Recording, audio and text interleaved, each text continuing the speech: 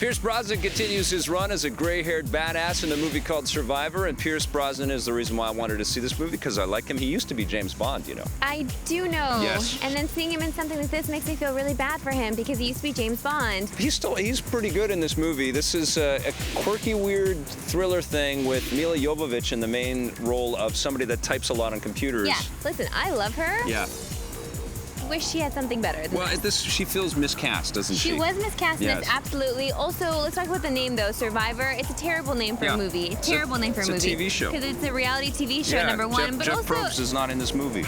he's not. But I also feel like if you're going to make a movie called Survivor, it should definitely be about survivors of a terrible event that happened in our life. Milla Jovovich actually is a survivor. She survives an attack, and then she survives a bunch of attacks because Pierce Brosnan is this relentless hit person that is chasing after Milla Jovovich, who plays this visa expert who allows people entry into the United States. So she is working at the London U.S. Embassy, and she's a badass visa boss, which has got to be one of the most boring ideas.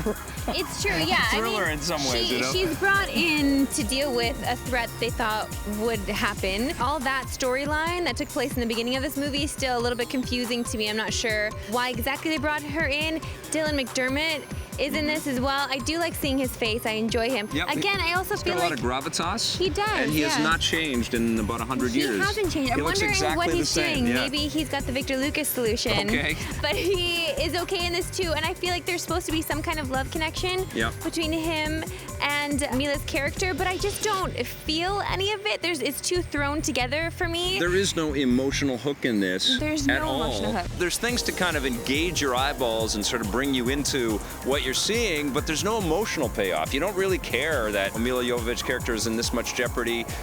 If anything, I wanted to kind of see Pierce Brosnan, because he's a scumbag in this. I wanted to see that stretched out a little bit more. Yeah, you don't follow that out at all. His timeline, you don't even get. I have no emotional connection to him. He just shows up and he to starts kill. creating carnage. Kind of like the Terminator in a way. He is the Terminator, yeah. So he just shows up, and then we're supposed to follow Milla's character, which I feel is just like, why didn't I have any kind of connection to her? The director here has been an assistant director in all the Matrix movies. Yeah, James McTeague, and he's been in the film biz for a long time. Yeah. And he sets up a good-looking movie, but it's like we've never seen a thriller before, right? Yeah. It's like we've never seen anything more exciting than this. But if this is the first time I've seen a thriller, yes, I would have loved this thing. But we've seen a million, so many. More, and Pierce Brosnan has starred in many of those. Yeah. What are you going to give Survivor without Jeff Probst?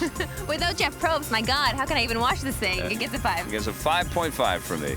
EP's movie coverage is brought to you by Nintendo. Check out Xenoblade Chronicles 3D for the new 3DS.